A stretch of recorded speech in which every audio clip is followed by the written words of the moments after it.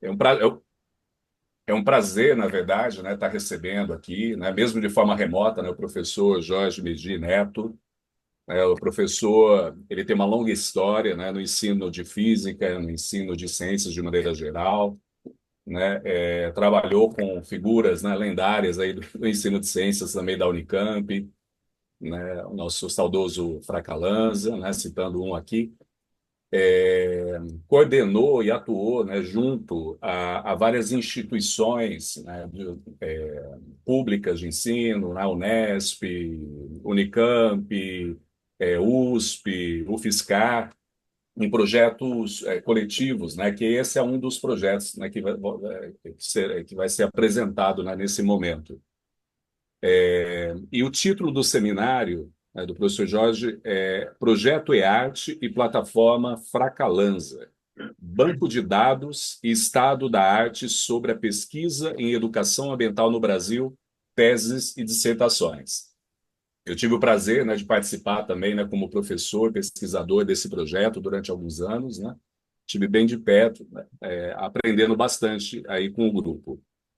Em termos, um resumo curricular do professor Jorge, que ele é licenciado em Física, né, mestre em Educação também, ambos pela Unicamp, também doutor em Educação pela Unicamp, tem experiência como professor do ensino médio, foi professor da Faculdade de Educação da Unicamp de 1996 ao ano de 2021, tendo se aposentado em março de 2021. Mesmo sendo novinho assim, ó, se aposentou em março de 2021.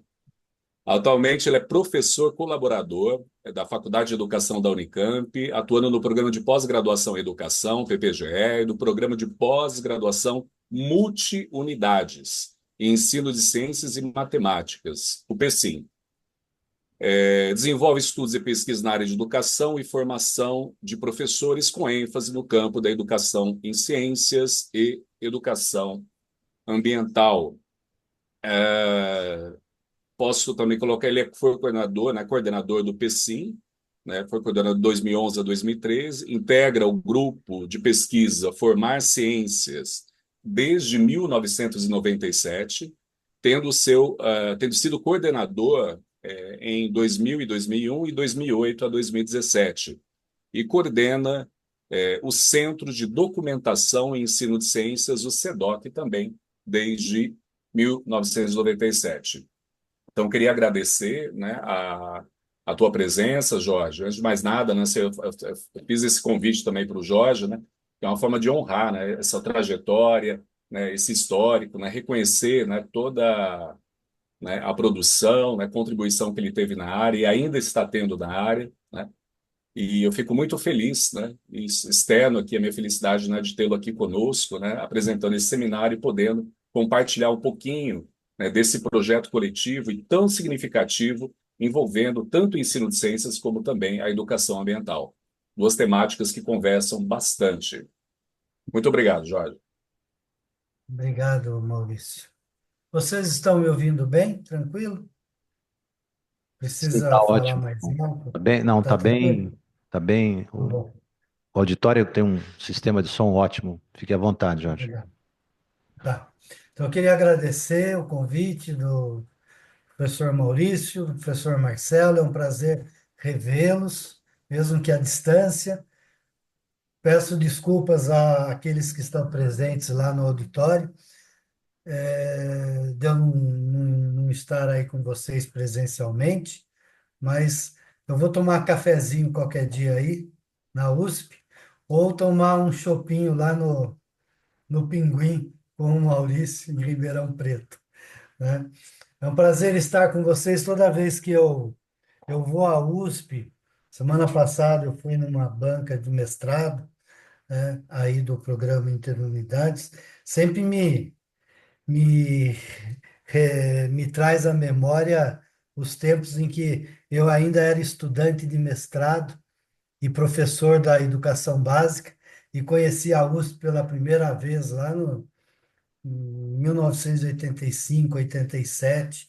Então, aquilo sempre me traz bons momentos da minha trajetória profissional, Lembrando também que o Interunidades de Ensino de Ciências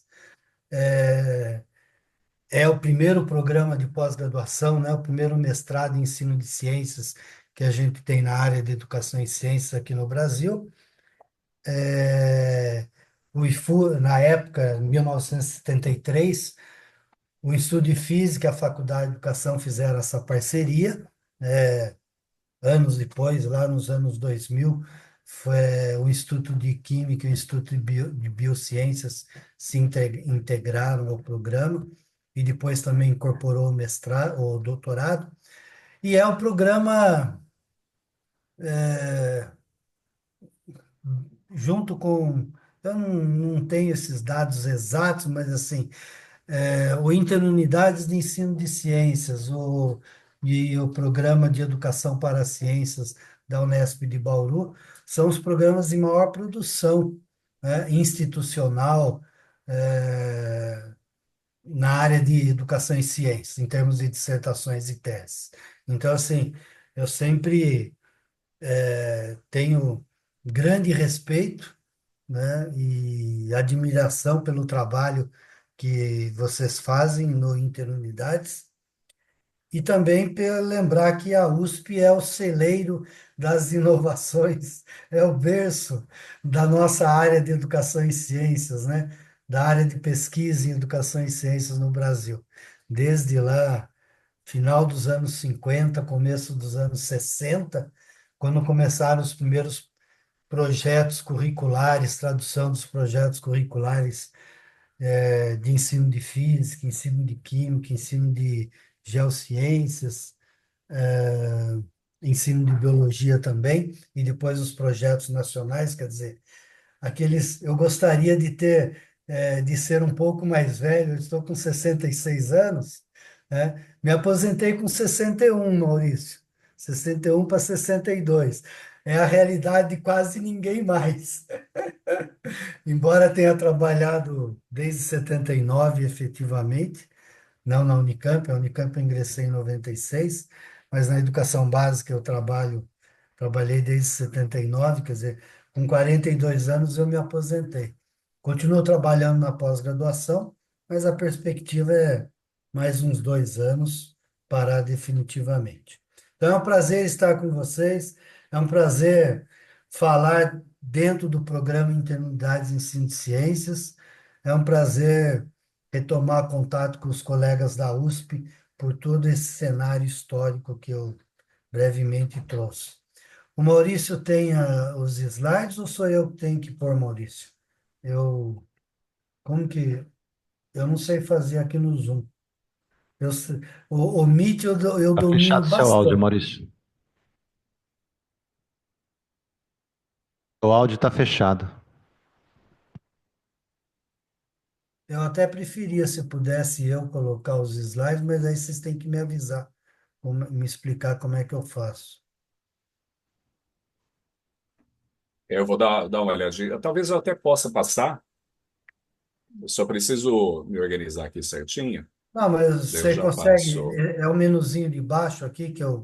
Tá, eu posso falar assim. Isso, aqui, quando Tô de no baixo. Zoom você tem esse verdinho, né? Esse aqui? É o verdinho, né? Tá. Daí você tem o share e lá vai aparecer né? Se você quer colocar, por exemplo, a tela inteira, né? Ou mandar apenas para uma tela, né? Então, se você colocar toda na tela inteira a tua apresentação, daí você tem a, Ah, tá bom. Tá. e Eu é já isso que vai consegui ser aqui. apresentado. Ok. Tá. Acho que a tela inteira é melhor para vocês, né? Deixa Acho eu que ver pode se... ser.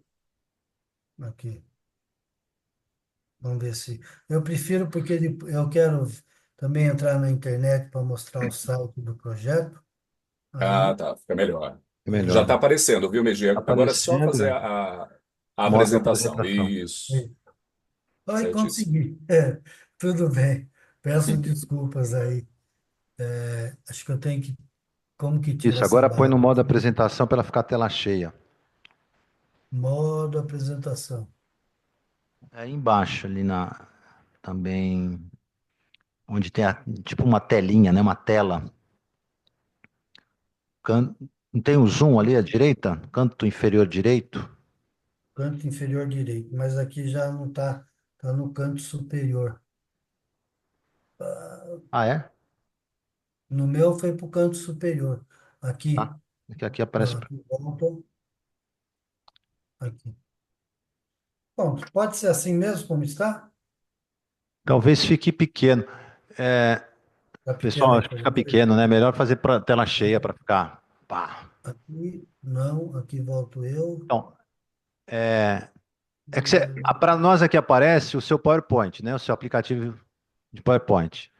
É, Aí, no canto inferior direito dele, tem lá uma barrinha de zoom, não tem? Do lado dessa barrinha, se você apertar, clicar no botãozinho que é da tela cheia, ele vai colocar Ele em modo amplia. apresentação. não, mas isso eu já fiz. Ah, você já fez, não apareceu? Ixi. Eu já tinha feito, Hum. ó. Ah, então será que é aquele outro xizinho aqui, pessoal? Ó, eu pus na tela cheia, aí eu abri aqui, aí ele entrou neste. Ah, vai aparecer em outra janela, apresentação. Você tá- Isso, apareceu já. Oi? Deixa eu ver. Ó, Como É, você agora colocou em sai. tela, apresentar a tela inteira, né? Quer dizer, sem o é, aplicativo, apresentar toda. Quando você apresentou clicou em apresentação, ele abriu uma outra janela. Você tem que compartilhar aquela janela que ele abriu.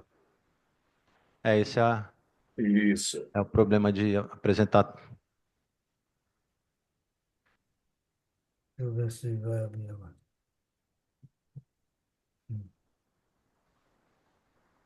Não. Não Para há, mim aparece a tela cheia, mas para vocês não? para gente não. Talvez você teria que, pelo Zoom, É, né, encontrar como compartilhar essa tela cheia, porque o que você está compartilhando no é, momento eu sei. só a tela de apresentação. Eu acho Ô, que é na. Megi, Aqui, eu vou tentar vou pegar os compartilhar. meus slides. Ó, eu vou tentar compartilhar aqui, tá?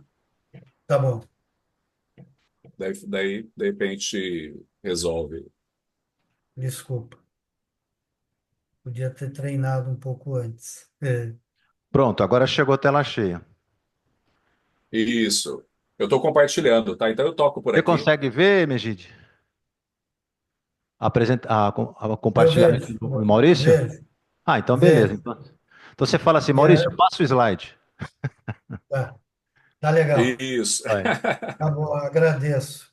Depois, se for entrar, se der tempo para a gente entrar um pouquinho no banco eArt, daí eu peço ajuda do Maurício. Eu queria ter compartilhado para eu mesmo poder mexer na internet minha aqui.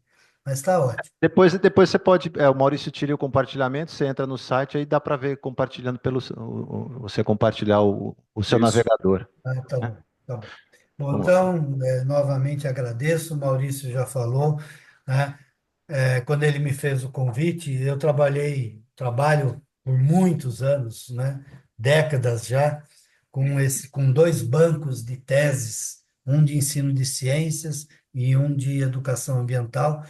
Eu acabei saindo do projeto de educação ambiental em 2023, né, em função da aposentadoria e tal, e eu estou atualmente só na coordenação do projeto de ensino de ciências, né, e daí eu perguntei para o Maurício, você quer que eu fale mesmo do projeto de educação ambiental e tal?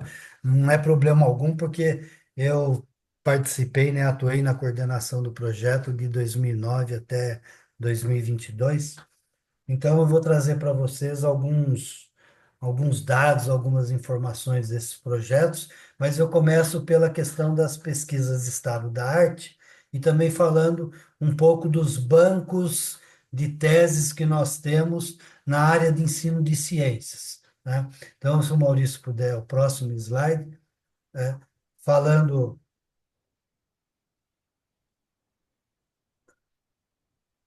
isso. O que a gente considera pesquisa de estado da arte, diferenciando da palavra estado da arte sozinha, quando a gente fala, no meio acadêmico, faça um estado da arte sobre esse tema que você quer pesquisar. Né? Estado da arte sozinho é a ideia de uma revisão de literatura. Faça um levantamento, não precisa ser um levantamento completo, não precisa pegar todo o período histórico a respeito daquele tema, né? Também não precisa fazer um estudo completo de todas as características, tendências daqueles documentos que forem selecionados. Eu costumo dizer para os meus alunos que uma revisão de literatura para um mestrado ou para um doutorado, né? 15, 20 trabalhos que você localiza já são suficientes, né? Então, a gente diferencia bastante estado da arte, do ponto de vista de uma revisão de literatura, de pesquisa de estado da arte, que é sempre um estudo mais amplo sobre um campo de conhecimento ou sobre um campo temático. Na verdade, sobre a produção científica num campo de conhecimento ou num determinado tema de um ou mais campos de conhecimento. Então, ela é uma pesquisa documental com natureza de revisão bibliográfica, aí que ela se confunde um pouco com revisão de literatura, mas ela tem essa característica de meta-pesquisa, quer dizer, você fazer um estudo de um conjunto de pesquisas, mas remetendo para buscando extrapolações dessas pesquisas, desse conjunto de pesquisas. Quer dizer, para além das pesquisas que você tem registradas, o que mais a gente pode analisar, pode inferir. Então, ela estabelece o estado atual do conhecimento num determinado campo. Esse campo, como eu comentei, pode ser um campo científico, que nem ensino de física, educação, engenharia, medicina, quer dizer, fazer um estudo da produção científica num determinado campo de conhecimento científico, né? Ou fazer um estudo temático dentro de um campo particular ou em geral. Por exemplo, um estudo sobre as pesquisas de formação, sobre formação de professores em geral, ou formação de professores no ensino de física, as pesquisas sobre ensino por investigação, as pesquisas sobre tecnologias digitais e o seu uso na educação. Quer dizer, podem ser campos de conhecimento ou campos temáticos. Ela identifica, descreve as características e tendências, analisa, avalia o desenvolvimento institucional e científico. Esse é um caráter próprio das pesquisas de estado da arte, em revisão de literatura, quando a gente faz para trabalhos de iniciação científica, mestrado, doutorado, projetos de pesquisa, a gente não fica muito preocupado em aonde que foram produzidos esses documentos, que instituições, quem orientou, quem são os autores desses trabalhos, quais as tendências do ponto de vista institucional, regional e tal. Na revisão de literatura interessa mais assim, o que já foi pesquisado sobre esse assunto, o que falta pesquisar, quais são as lacunas, no que eu posso avançar, né, com a minha pesquisa em relação a esse tema ou a essa área, né? E nas pesquisas de estado da arte, a gente vai um pouco mais a fundo nesses estudos. Ela aponta resultados, contribuições, avanços, limitações, entraves teórico-metodológicos, lacunas, necessidades.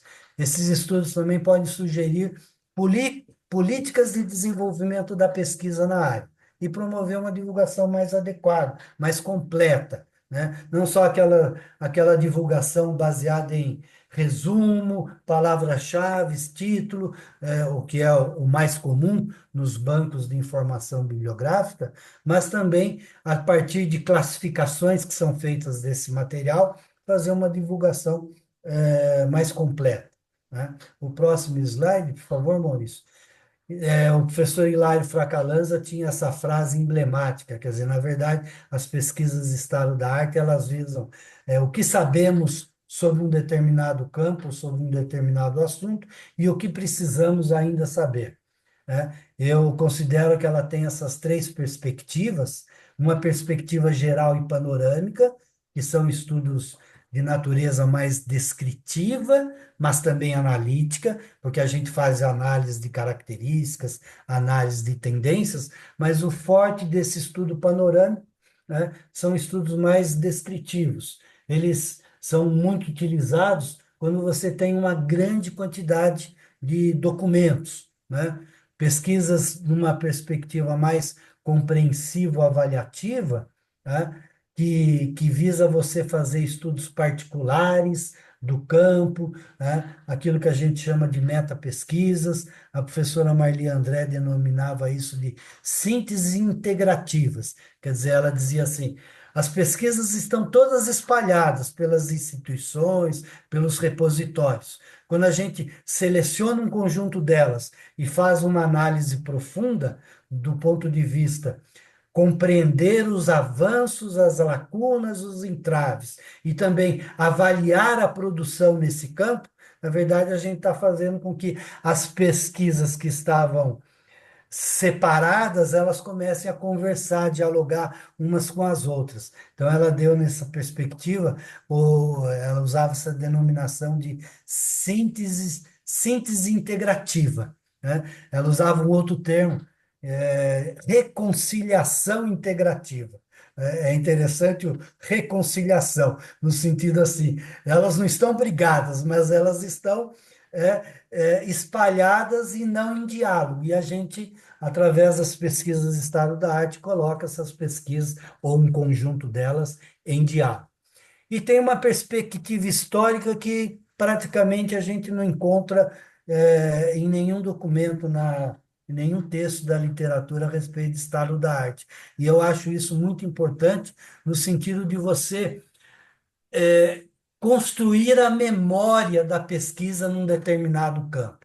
Então, quando a gente faz, né, um projeto como o eArt, que começou em 2008, mas tem as suas origens em 2000, 2001, e busca recuperar todas as dissertações e teses defendidas no Brasil no campo da educação ambiental, sobre educação ambiental, na verdade, a gente está fazendo um estudo da memória dessa área, da memória desse campo, né, de conhecimento, eh, educação ambiental. Ou, no caso mais específico, lembrando que um campo de conhecimento, na perspectiva bourdieuiana, é constituído por práticas sociais, por pesquisas, por uma comunidade de pesquisadores, por uma comunidade de práticos e de consumidores, né? É uma coisa muito mais ampla. Nós estamos lidando com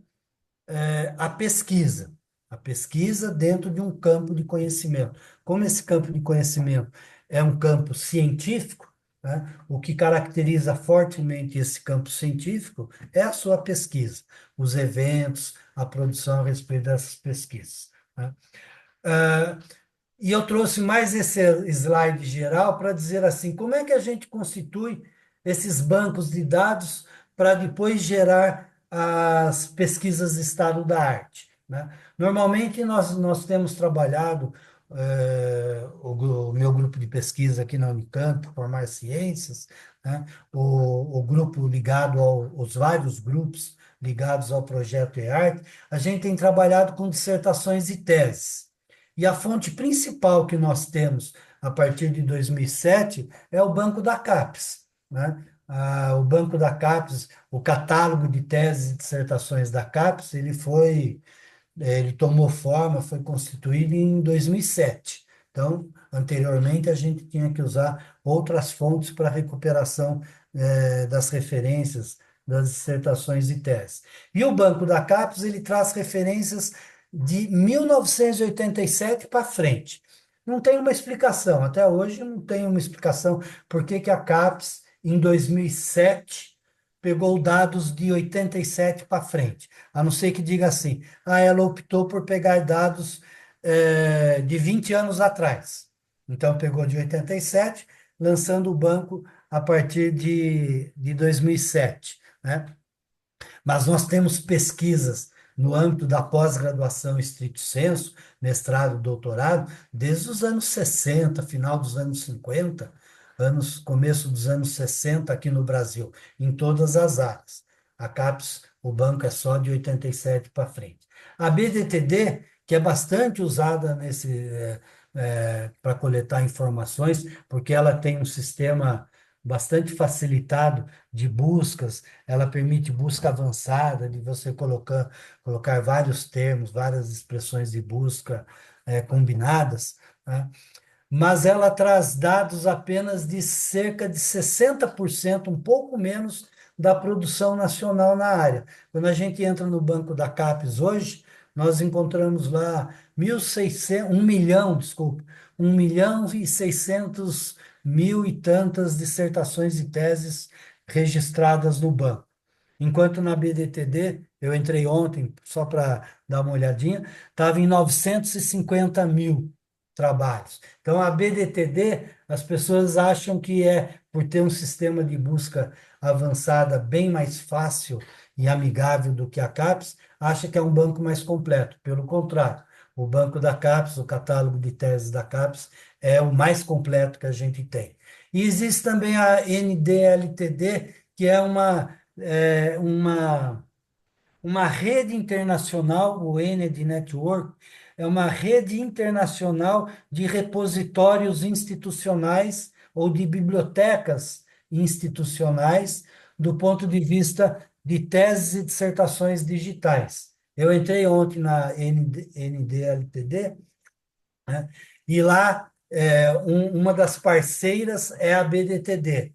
E por ela a gente encontra, eu não contabilizei quantos países, mas encontra, assim, referências de dissertações e teses de dezenas de países, né? É o único banco mundial de dissertações e teses. Só que ele não é completo, porque muitos países não têm os seus repositórios e muitos países os repositórios são é, bastante desatualizados ou parciais.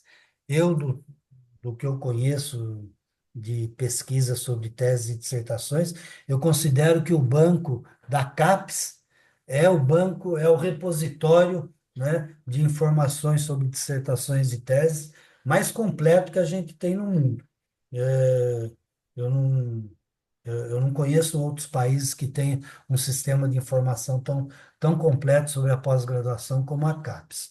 Também podemos fazer pesquisas de estado da arte com base em artigos, aí usando o Cielo, o periódico, o portal de periódicos da CAPES, a Web of Science, entre outros. Eu esqueci, eu peço desculpas, revendo os slides hoje, eu percebi que eu esqueci de trabalhos em eventos.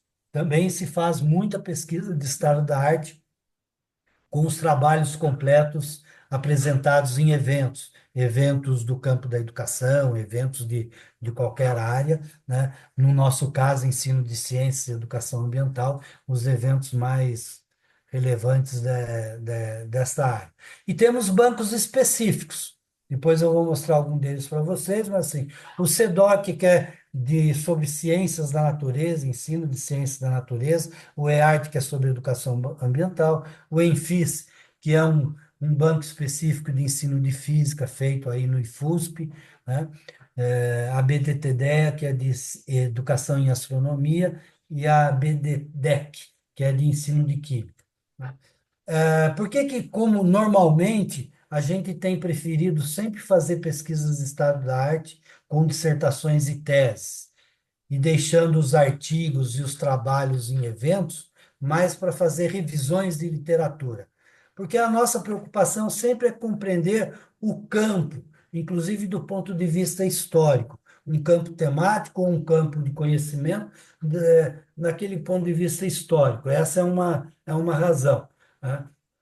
A outra razão, mais forte, porque pelos trabalhos publicados em eventos também a gente consegue reconstruir a pesquisa num determinado campo, mas o fator mais importante é que as dissertações e teses são relatórios completos de uma pesquisa, né? Quando a gente faz uma pesquisa no âmbito da pós-graduação, tem lá uma tese, 80, 100, 120, 150 páginas. Depois a gente tende a transformar essa tese, essa dissertação, em artigos, né? Ou em trabalhos apresentados em eventos ou capítulos de livros, são sempre recortes. ou são sínteses, e aí a gente não consegue compreender através daquela síntese toda, né, a plenitude da pesquisa realizada. Por exemplo, uma pesquisa sobre uma sequência didática, né? Dificilmente a gente apresenta o roteiro das atividades utilizadas num artigo, né? O roteiro de todas as atividades, o material, ah, as análises completas feitas, seja por questionários, entrevistas, diálogos e assim por diante. Já na dissertação e tese, a gente consegue ter isso presente, né? Então, às vezes até os artigos, os trabalhos, os eventos são recortes de partes do trabalho, né? Aplicou o trabalho com professores e estudantes, faz um artigo sobre o material com os estudantes, faz um outro artigo com o material relacionado aos professores, né? Então, dissertações e teses, além da importância que a pós-graduação, estrito sensu, tem no cenário brasileiro, né? Acadêmico, científico no Brasil, né? As dissertações e teses são sempre documentos mais completos das pesquisas. Por isso que a gente tem se debruçado muito sobre elas, tá? Ah, Daí tem uma sequência de passos, né? Podem variar, mas assim, temos que escolher expressões de busca associadas a operadores booleanos, né? Critérios de inclusão e exclusão dos materiais. Eu me lembro bem, o professor Maurício Matos vai se lembrar. Ele foi quem deu o primeiro pontapé inicial para o nosso banco de dados do EART, né? Lá em 2008 para 2009, ele se incumbiu, foi assumiu voluntariamente essa tarefa de fazer um levantamento usando o termo educação ambiental no banco de teses da CAPES para levantar pesquisas, teses e dissertações sobre educação ambiental. Ele levantou 8.100 e tantas, 8.500 dissertações e teses, colocou os dados em planilha, uma planilha Excel, autor, ano de defesa, instituição, título, né? E depois nós tivemos que fazer um trabalho de verificar quais dessas dissertações e teses de fato retratavam pesquisas sobre educação ambiental, ou seja, pesquisas que envolveram, né, a integração entre o processo educativo e a temática ambiental. É sempre nessa perspectiva que a gente fala, né?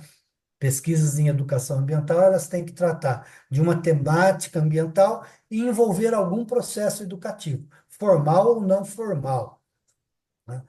Dessa planilha de 8.500 trabalhos, que foi a primeira planilha do projeto EARTE, montada pelo professor Maurício, a equipe de pesquisadores acabou selecionando 2.100, para vocês verem que quando a gente, em 8.000 e tantas, cerca de 25% apenas que foi considerado como pesquisas de educação ambiental. Então, tem uma discussão muito forte e inicial, né, nas pesquisas de estado da arte, se todo o material que você busca, que você localiza, através dessas expressões de busca, a gente tem sempre que fazer algum tipo de exclusão.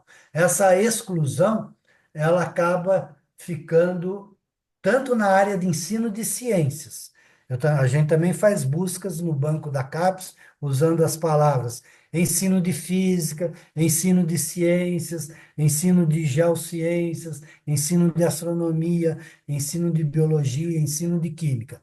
Em todas as buscas que a gente faz, cerca de 50% dos trabalhos que aparecem, a gente descarta, porque não tratam de pesquisas, mesmo usando aquelas palavras de buscas específicas. Então, no caso de educação ambiental, veja um exemplo, quer dizer, deu até uma perda, né, uma exclusão na faixa de 75%.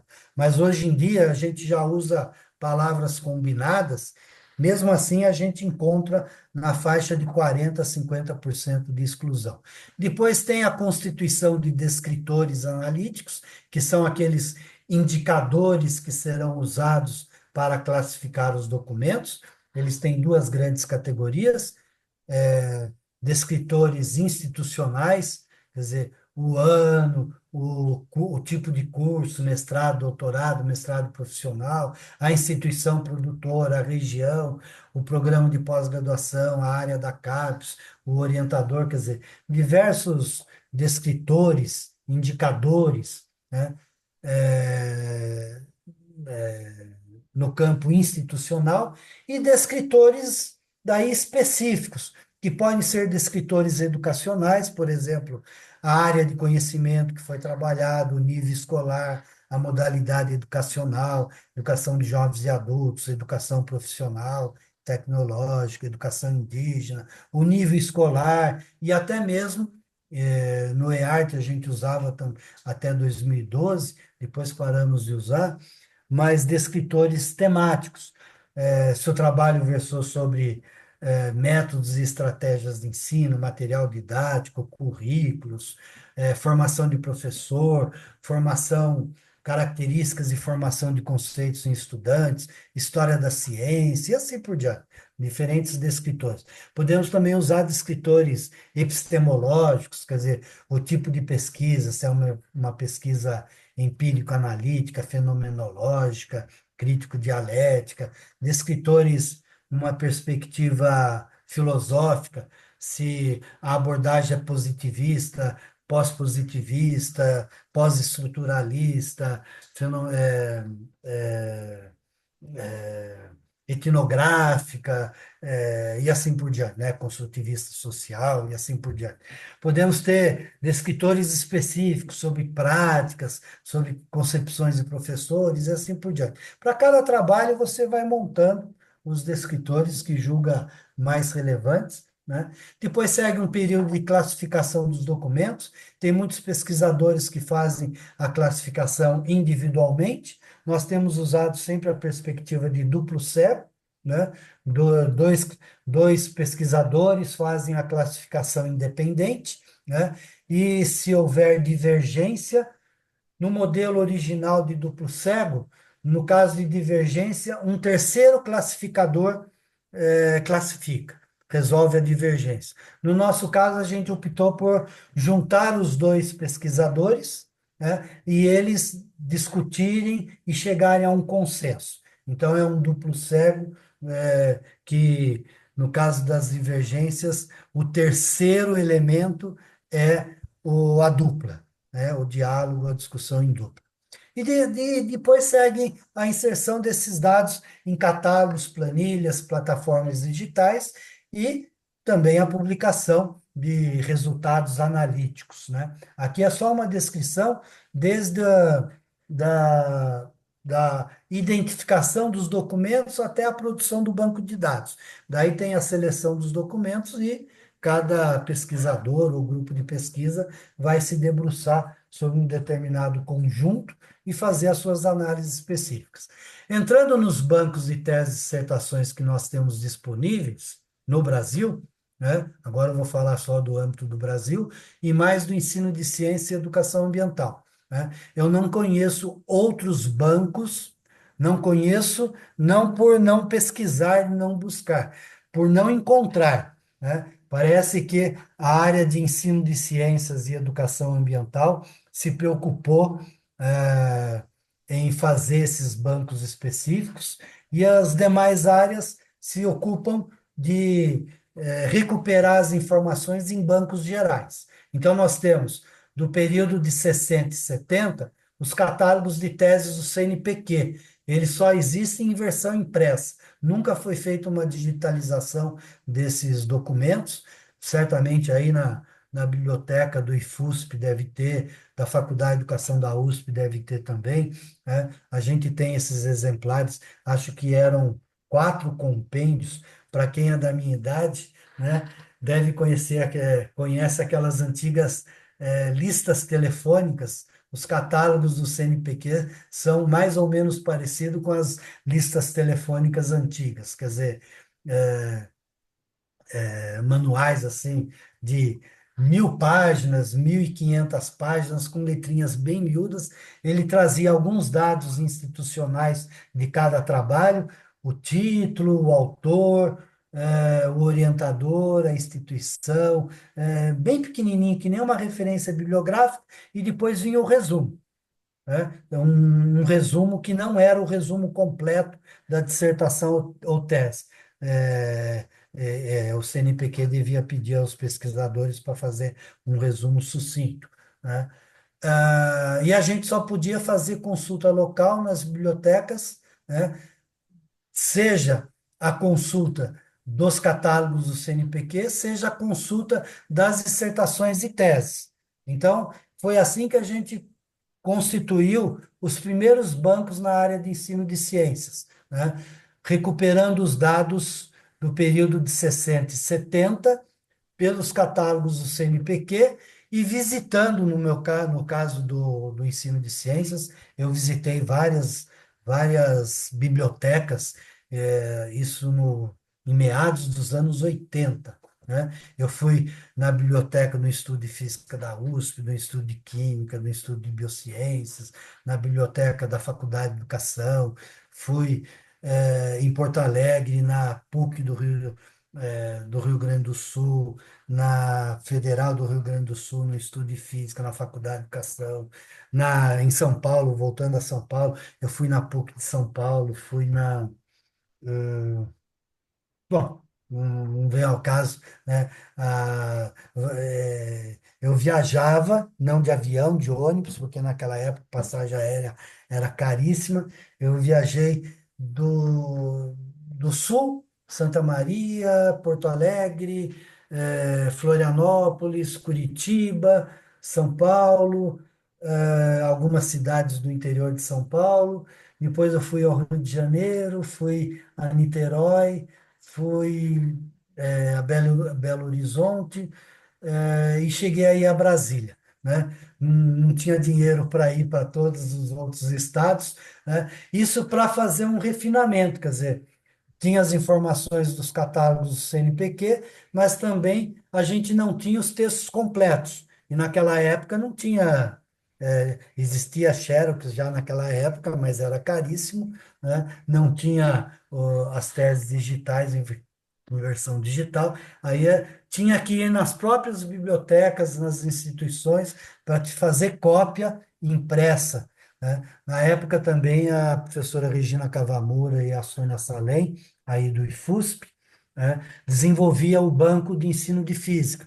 E a gente trocava muita figurinha. Eu trazia teses desses outros estados, por exemplo, eu trazia 100 teses, e elas me davam 100 teses outras que elas conseguiam por sistema de permuta com bibliotecas e tudo mais. E assim a gente foi constituindo os dois bancos em torno de 85, 86, 1985, 1986 para frente, né? Nós tivemos também os CD-ROMs da Amped, que eram materiais que traziam, né, na forma de CD, trazia toda a produção num determinado período, né, dos anos 80 e depois dos anos 90, tá? Também como se fossem catálogos de tese, mas só as pesquisas produzidas no campo da educação.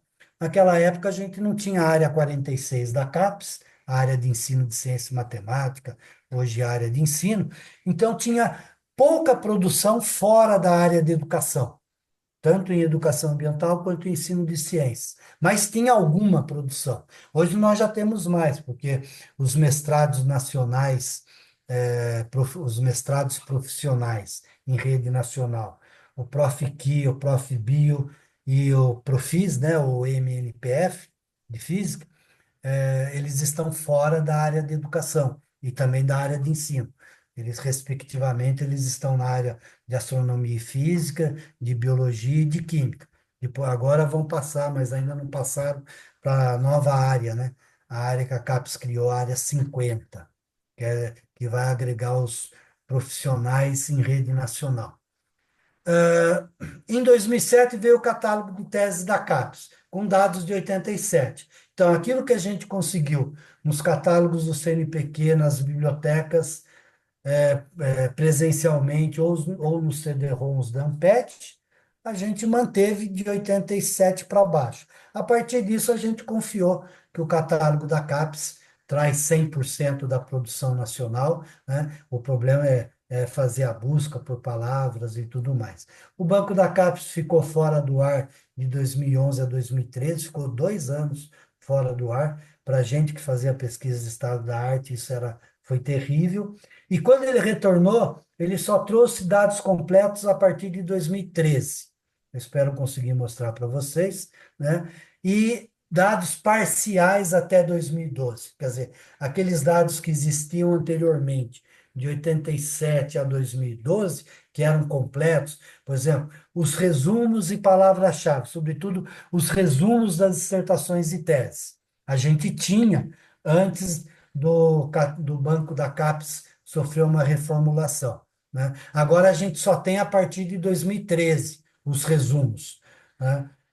E não temos mais nem os resumos, nem os trabalhos completos de 2012 para baixo, né? Na década de 2010, surgiu comecinho dos anos 2011 ou 2012, eu não sei precisar, surgiu a BDTD. Então, como eu comentei, ela facilita muito a busca, mas ela traz só 60%, mais ou menos, dos trabalhos. Agora, ela tem uma vantagem. Eu também, esses dias me preparando para esse seminário, eu fiz um teste, por exemplo, a Unicamp digitalizou 100% das teses e dissertações dela, desde a primeira. Então, os trabalhos que a gente tinha completos no banco de teses da CAPES, que era de 87 para frente, devido à digitalização da Unicamp, a gente consegue, abaixo de 87, localizar na BDTD. Se a gente coloca lá um trabalho de 1970, 1972, 1975, aparece o trabalho digitalizado na BDTD. E no banco da CAPES a gente não consegue isso. Fiz também o teste para a USP, né? A USP é a mesma coisa. Eu pus o campo lá de teste, medicina, engenharia. E eu também fiz teste para alguns trabalhos emblemáticos da área de ensino de ciências. Por exemplo, a tese de doutorado da professora Ana Maria Pessoa de Carvalho, que é de 1972, a tese de doutorado da professora Miriam Krasilchik, que também é de 72, não, a gente não encontra na BDTD o texto completo. Então, não dá para saber se a USP não digitalizou, mas a USP digitalizou trabalhos, inclusive da década de 60. Então, eu não sei, né, por que que algumas áreas, talvez, por exemplo, a área de educação, pode ser que ela não tenha digitalizado 100%, assim por diante, né? Mas isso já nos obriga a fazer um trabalho combinado, né? Buscando no catálogo de teses da CAPES, porque a gente tem 100% das informações, pelo menos a partir de 87, e complementando com buscas na BDTD. Quer dizer, dificulta mais o trabalho, mas o refinamento fica mais completo, né? O próximo slide, Maurício, por favor. Aí eu trago 3 bancos, sobretudo o banco Enfis, que foi desenvolvido no Estudo de Física da USP, a partir de 87, um trabalho da professora Regina Cavamura e a Sônia Salem, né? E traz as dissertações e teses em ensino de física até 2006, né? Infelizmente, ele deixou de ser atualizado, né? Nós não temos teses nesse banco de 2006 para frente, 2007 para frente. E temos apenas as versões analíticas. O Banco Infis nunca fez uma plataforma digital de buscas, a gente tem que fazer a busca pelos catálogos analíticos. Foram os primeiros catálogos analíticos produzidos em ensino de ciências, um é de 92, outro é de 95, o outro é de 2009.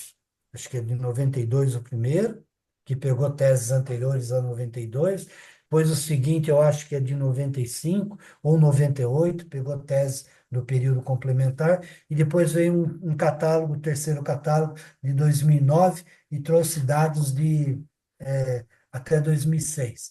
Nós temos a biblioteca de tese e dissertações em educação em astronomia, que foi idealizada, né, pelo professor Paulo Bretones em 2010, e ao mesmo praticamente simultaneamente ele criou também a base de dados de teses, dissertações e ensino de química, todas ficaram sediadas lá em sites da UFSCar, mas infelizmente o professor Paulo Bretones, não sei se todos sabem, faleceu em 2023, né? É, no começo de 2023, e aí esses bancos não estão sendo mais atualizados, a gente não sabe a continuidade deles.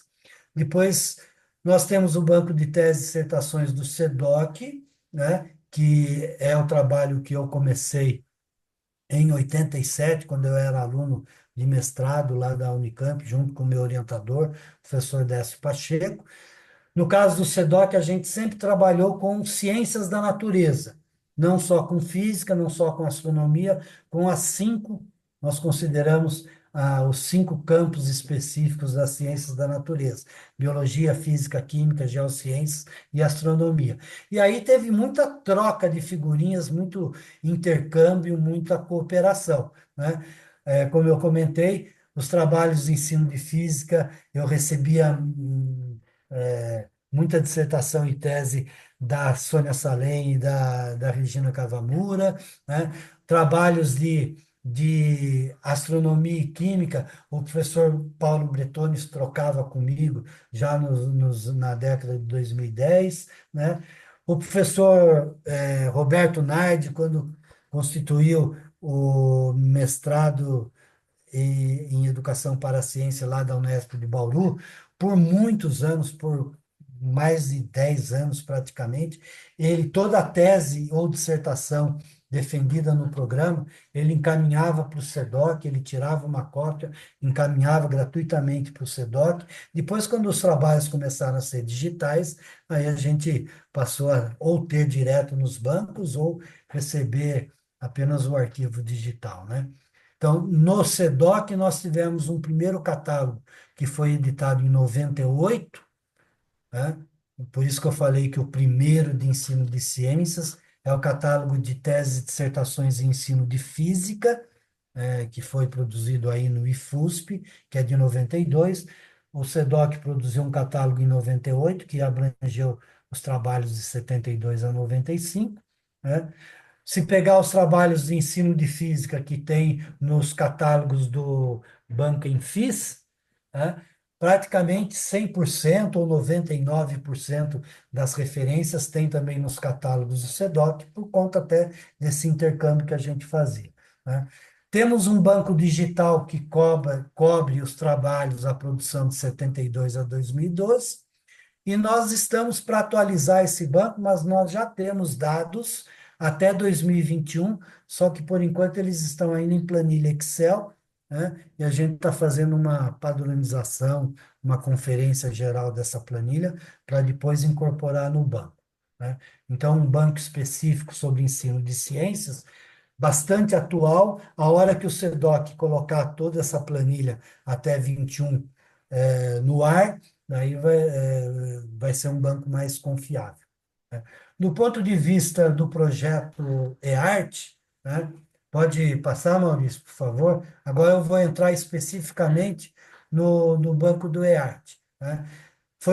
Nós tivemos projetos coordenados pelo professor Hilário Fracalanza, entre 2000 e 2007, lá na Faculdade de Educação da Unicamp, né? O Hilário fazia parte do nosso grupo de pesquisa, ele tanto colaborava com o Banco de Teses em Ensino de Ciências, como iniciou o Banco de Teses em Educação Ambiental, tese e dissertações em educação ambiental, com apoio da FAPESP, do CNPq, e também é um trabalho que ele desenvolveu na Universidade do Contestado, como quando ele trabalhou por alguns anos após aposentado, né? O professor Hilário trabalhou por 3 ou 4 anos na Universidade do Contestado, e lá ele desenvolveu um trabalho que foi coordenado por ele, pelo professor Leonir Lorenzetti e pelo professor Ivan Morosino do Amaral. O professor Ivan é professor aposentado também da Faculdade de Educação da Unicamp, e o professor Leonino Lorenzetti, na época era professor da Universidade de Contestado, mas atualmente, há vários anos, ele é professor da Universidade Federal do Paraná, né? E atualmente ele é um dos coordenadores do projeto EARTE, né? Aí nós tivemos, em março de 2008, a primeira reunião do que a gente chamou de projeto EARTE. EARTE é um nome fantasia, o EA tanto quer dizer, dá a ideia de educação ambiental e EARTE de estado da arte. Então, Estado da Arte das Pesquisas em Educação Ambiental no Brasil. Então, foi esse projeto, né, que nós iniciamos em março de 2008, com 4 instituições participantes: a Unicamp, a Unesp de Rio Claro, a USP de Ribeirão Preto e a UFSCar. A USP de Ribeirão Preto tinha como representantes a professora Clarice Sumi Kawasaki, todos conhecem por Sumi, e o professor Maurício Matos, né? A professora Sumi continua no projeto arte até hoje, o professor Maurício, né, participou do projeto por alguns anos, ali a partir de 2008, depois, por tantos compromissos profissionais, ele não conseguiu mais participar. Para nós foi uma grande perda, né? Temos saudade até hoje do Maurício, né? A, a UFSCar também nós tínhamos a professora Denise de Freitas, né, entre outras pessoas lá da UFSCar, mas depois tivemos, a UFSCar hoje não faz mais parte do projeto, né, é, mas a Unicamp, a Unesp e a USP de Ribeirão Preto continuam.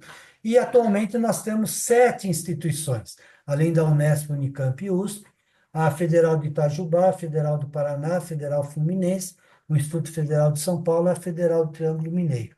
Então, é um projeto que, desde 2008 até agora, 2024, quer dizer, ele já está completando 16 para 17 anos, né? É um projeto interinstitucional, começou com 4 universidades mais vinculadas ao Estado de São Paulo, e eram as universidades que lidavam com é, o, o evento, né? Tem um grande evento acadêmico já de 20 anos, 20 e poucos anos, que é o EPEA, Encontros de Pesquisa em Educação Ambiental. Na época, essas 4 universidades que eram responsáveis e os grupos que mais atuavam junto ao EPEA, né, esse Encontro de Pesquisa em Educação Ambiental, tinha também uma revista, Revista de Pesquisa em Educação Ambiental. Os responsáveis pelo EPEA e pela Revipea, né, que deram a conformação às origens do projeto EARTE, né? Depois ele se diversificou para outras instituições, e vários estados. Nós tivemos, de 2008 para cá, cerca de 70 pesquisadores, entre docentes de instituições de ensino superior, graduandos, mestrandos, doutorandos, pós-doutorandos, docentes também da educação básica, né? Seguindo, Maurício, por favor. Aí tem um nome, né, de mais ou menos esses 70. O do Maurício lá está colocado aí, Maurício, não esquecemos de você, né? Está na coletânea nossa, que eu vou falar daqui a pouco para vocês, um livro que foi recentemente publicado, né?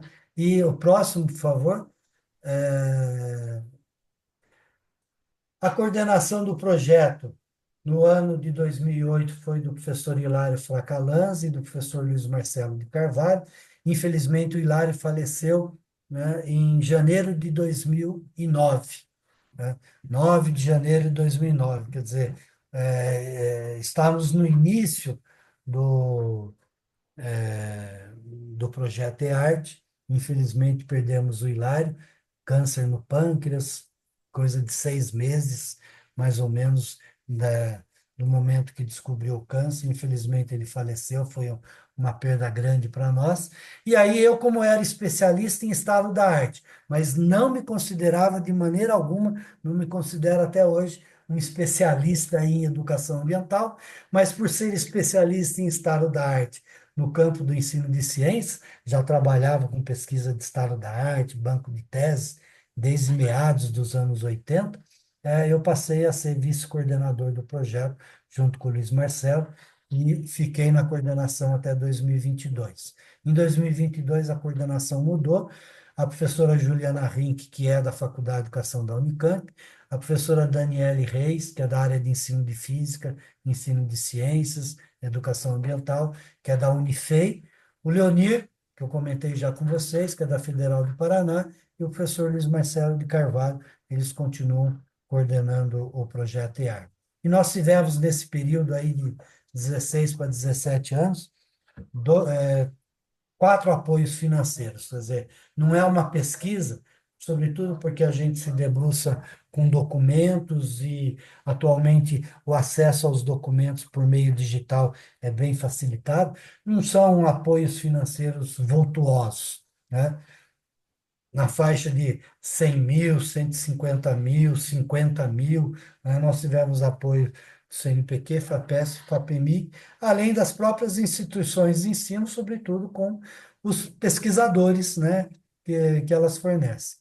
Em termos de produções do projeto EARTE, nós temos o banco de dados, né, que estamos chamando, a partir do ano passado, de plataforma Fracalanza, eu vou mostrar para vocês, que fica no site do EARTE, uma coletânea que foi publicada pela editora da Faculdade de Educação da Unicamp, agora em abril de 2024, que traz todo o histórico do projeto e um estudo da produção de 40 anos, 81 a 2020.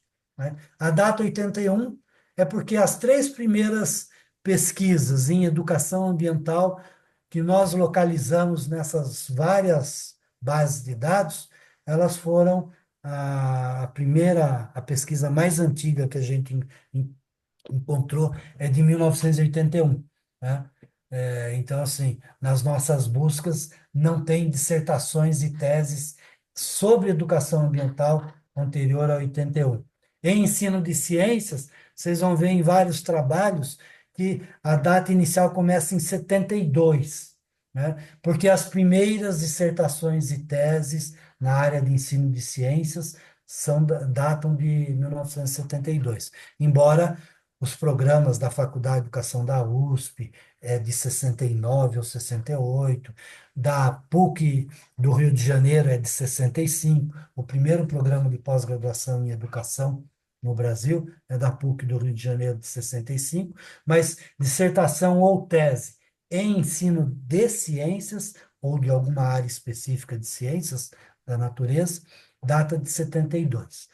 E nós produzimos, nesses 16 para 17 anos, 17 teses, 30 dissertações, 24 trabalhos de conclusão de curso, iniciação científica, tivemos 4 pós-doutorandos, e eu fiz nós não temos esse dado exato, eu fiz uma estimativa entre artigos, capítulos de livros e trabalhos em eventos, na faixa de uma centena, né?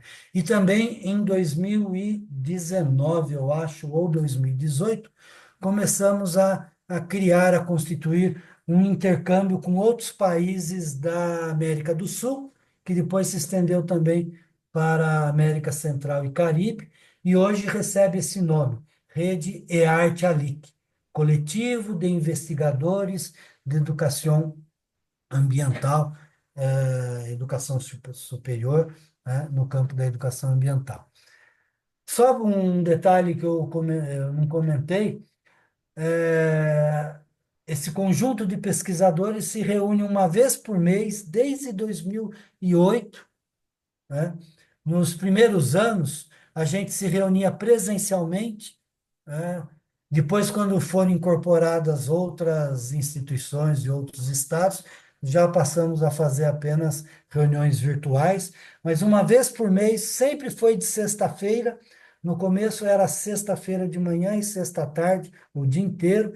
Depois, quando entrou a rede EARTE América Latina e Caribe, sexta de manhã é a reunião do EARTE brasileiro e à tarde é a reunião do EARTE América Latina e Caribe, né?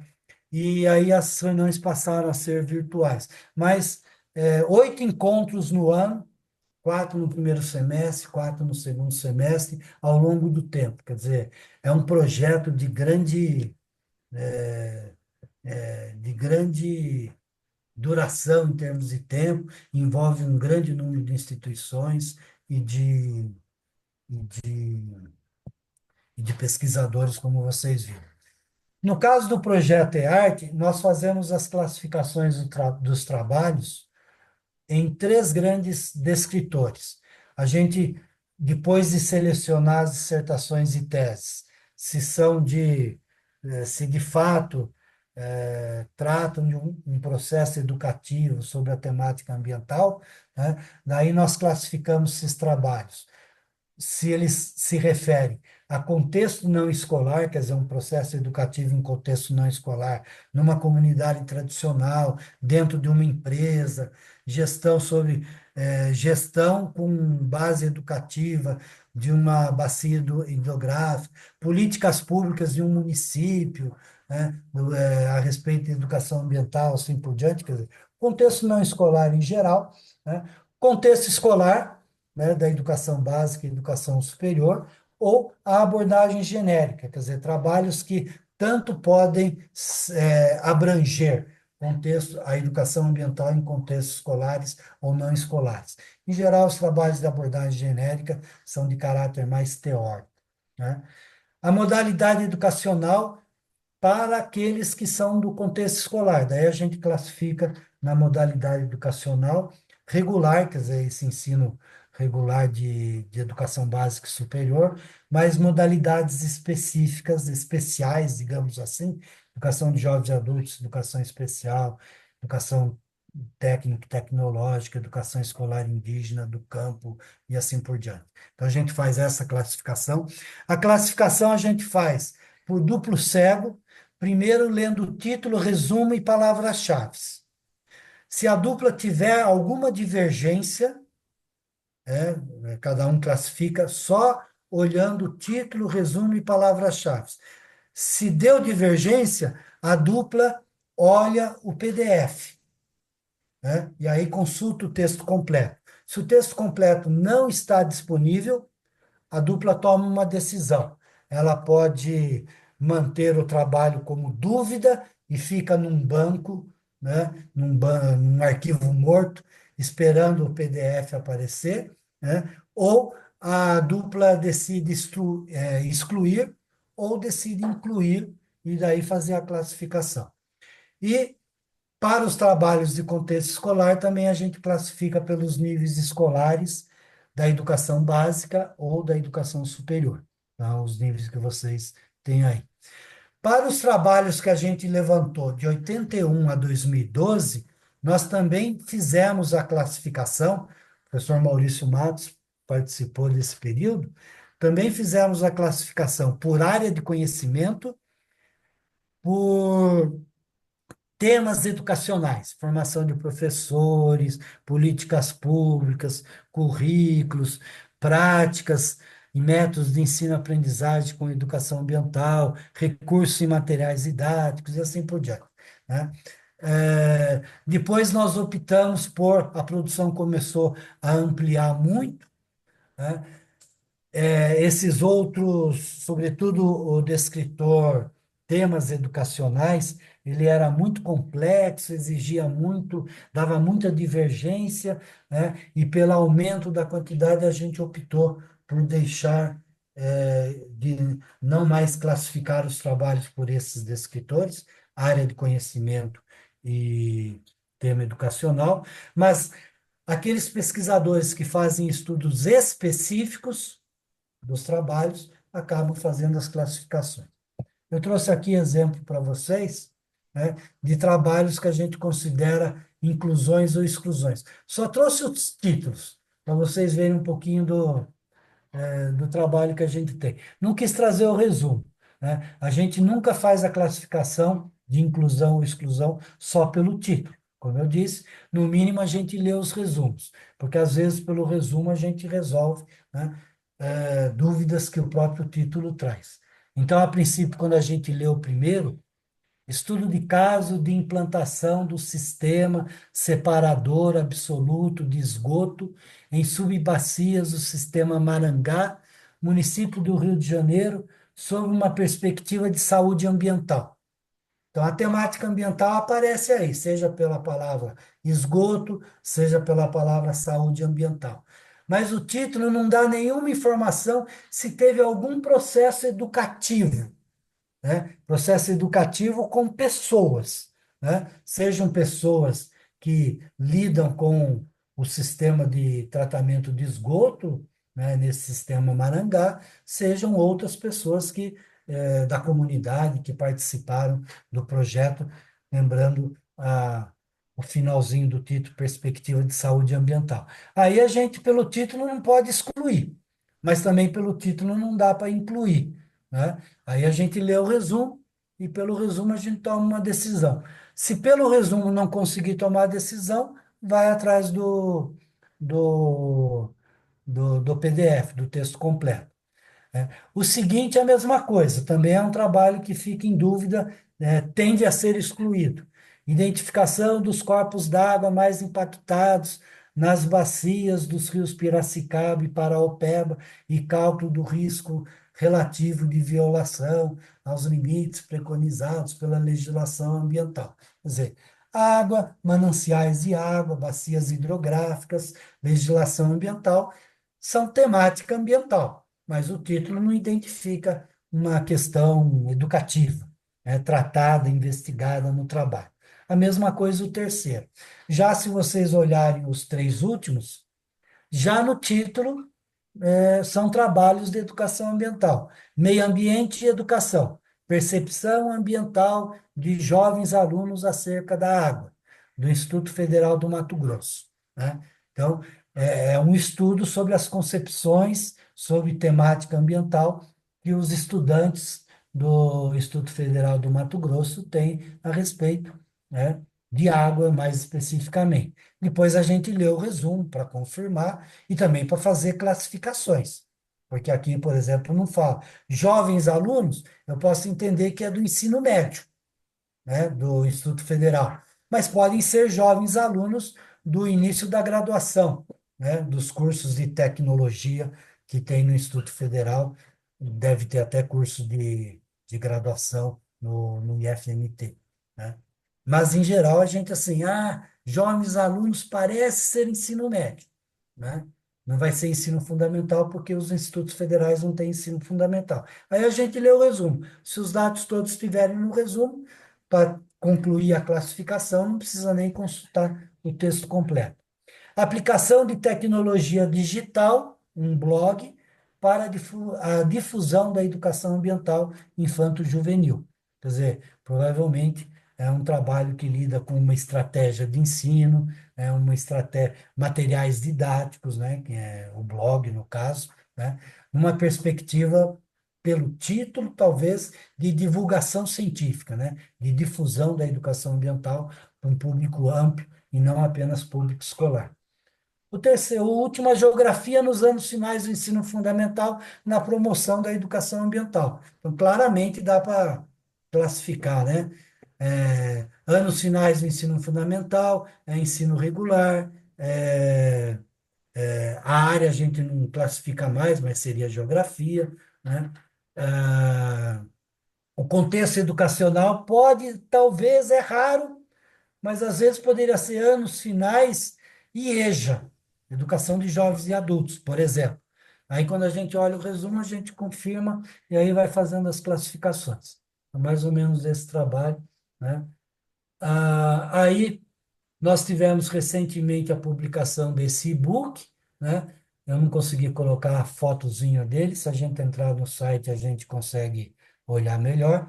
Estado da arte da pesquisa em educação ambiental no Brasil, de 81 a 2020, quer dizer, ele é um estudo sobre 40 anos das pesquisas em educação ambiental, né? Analisa 6.128 trabalhos de dissertações e teses, quer dizer, vários capítulos fazem estudos panorâmicos, sobretudo panorâmicos, né? Sobre essas 6.000 dissertações e teses, né? Meta-análise e narrativas de um campo complexo e plural.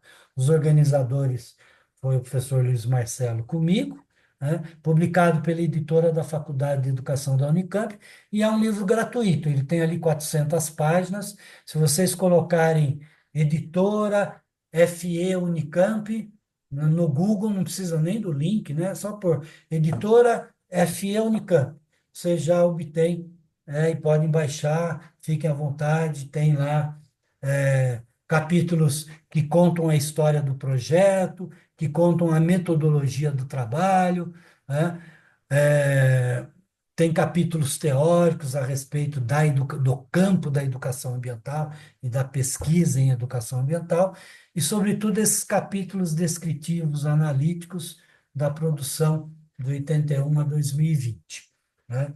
E eu trago aqui para vocês, só para finalizar a minha fala, não vou. Pode passar, Maurício? Só para vocês terem uma ideia, tem vários capítulos, cada capítulo vai tratando de um desses gráficos, né? Tem a distribuição temporal, que ela é sempre crescente.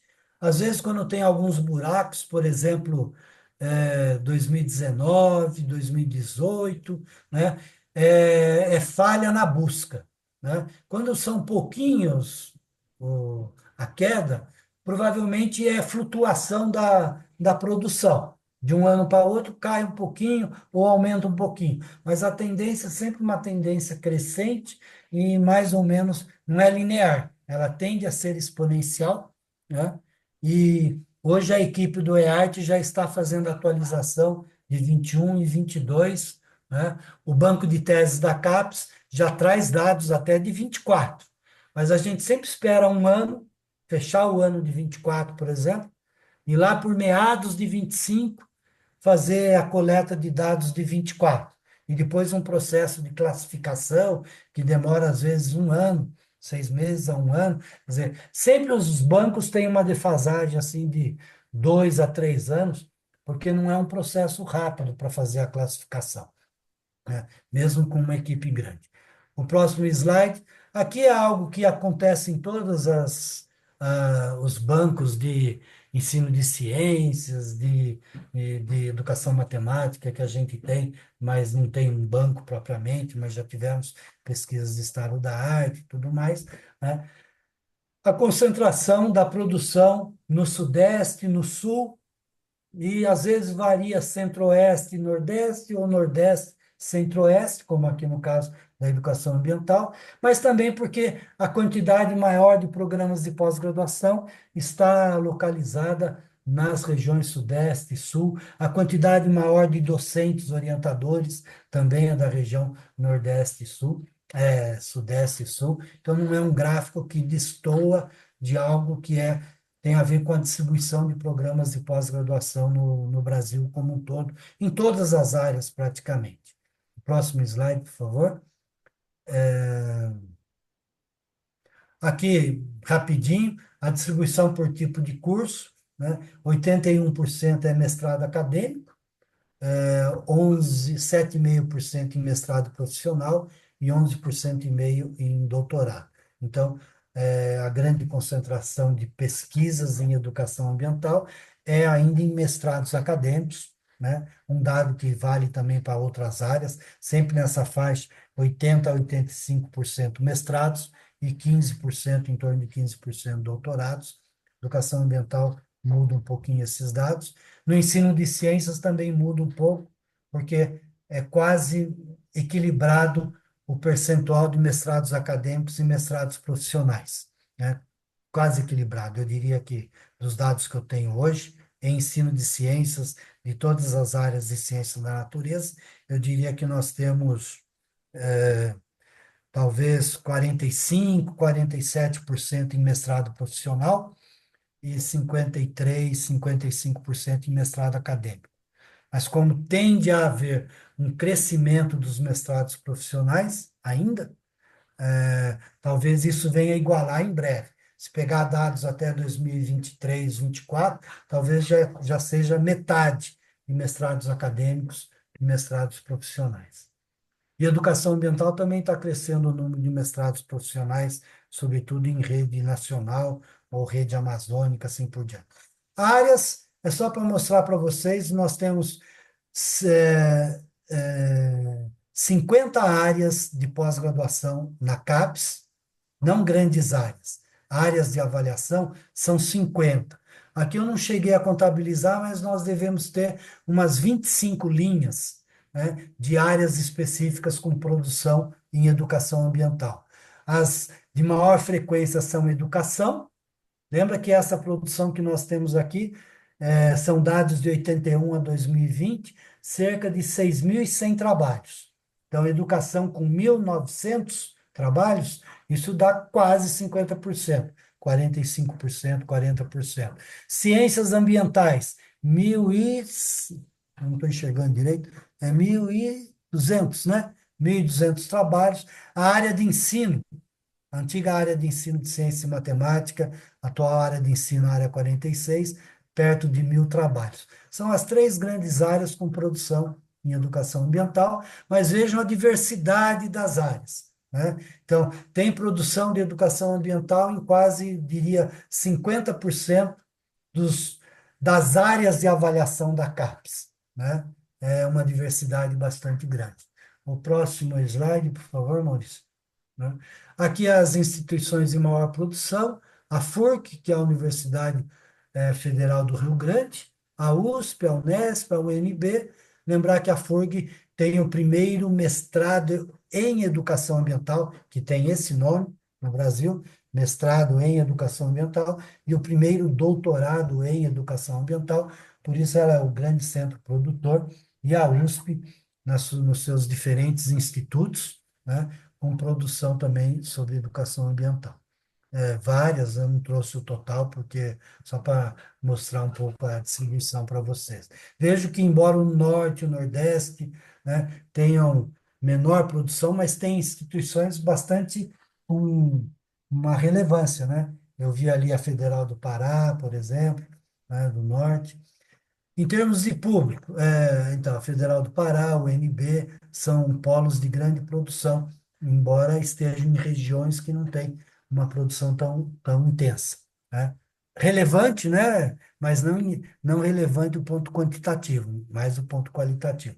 Em termos de público, dos autores, né? Dos mestrandos e doutorandos, aqui tem um dado que muda um pouco em relação, por exemplo, a dados que a gente tem sobre o ensino de ciência. 67% é público feminino, né? 33% masculino. Em ciências, é um número assim na faixa de 57 contra 43, mais ou menos. Quer dizer, parece que há um maior, 2/3 das pesquisas em educação ambiental que estão desenvolvidas por, entre aspas, mulheres, porque a gente identifica feminino ou masculino, mas pela desiniência, né? A pessoa fala assim, pelo Lattes, né? Professora da educação básica, né? Ou professor do ensino superior, ou licenciada em ciências biológicas, licenciado em ciências biológicas. Não dá para a gente identificar exatamente, né, o sexo só por isso. O gênero, então, nem pensar, não tem esse dado no currículo Lattes. Mas só para ter uma ideia, que a maior parte do público, 2/3, é feminino, e isso para a gente que faz trabalhos, por exemplo, em relação ao ensino de ciências, é uma variação bem grande. Seguindo, a atuação profissional. A grande maioria, 50%, né? A grande maioria não. 50% é docente, né? Cerca de 12% foi bolsista, então não tinha uma profissão enquanto fez a pesquisa. Aqui é a profissão durante o mestrado ou durante o doutorado. A gente vai lá no currículo Lattes, vê o ano de defesa e vê no perfil profissional as várias profissões, né? Nem sempre as pessoas indicam, por isso que tem 15% quase que não consta, quer dizer, não tem Lattes, ou não consta essa informação no Lattes. Desses 50% de docentes, né? Ah, perto de 55% são docentes da educação básica e 45% docentes da educação superior, né? No caso do ensino de ciências, é uma proporção maior de docentes. Cerca de 60% dos pesquisadores são docentes e 3/4 desses são docentes da educação básica. Educação ambiental, então, tem uma grande parcela de professores, mas da educação superior, não da educação básica. E outras profissões, né? Já, o número, por contexto educacional, vocês veem que 50 e poucos por cento, 55%, são trabalhos voltados para o contexto escolar. 1.900, que chega a dar em torno de 30% dos trabalhos, né? 30%, 30 e poucos por cento, em contexto não escolar. Tem trabalhos que tanto se aplicam a contexto escolar quanto não escolar, quer dizer, desenvolvem ações. Por exemplo, a visitação de alunos do ensino fundamental 2 numa estação de tratamento d'água, né? Esse é um trabalho que envolve contexto não escolar, que é a estação de tratamento d'água, mas com estudantes do Fundamental 2. Então, a gente classifica nos dois. E trabalhos de natureza mais teórica, abordagem genérica, 500 trabalhos, que é um número relativamente grande, 15% mais ou menos, não, uns 7%, né, dos trabalhos, 6.000, então, uns 7, 8%. Então, a grande maioria dos trabalhos é voltada para contexto escolar, né? Eu tinha uma expectativa que fosse mais ou menos equilibrado, né? Na década de 2000 até 2015, mais ou menos, a produção em contexto não escolar era maior, proporcionalmente. O que significa isso?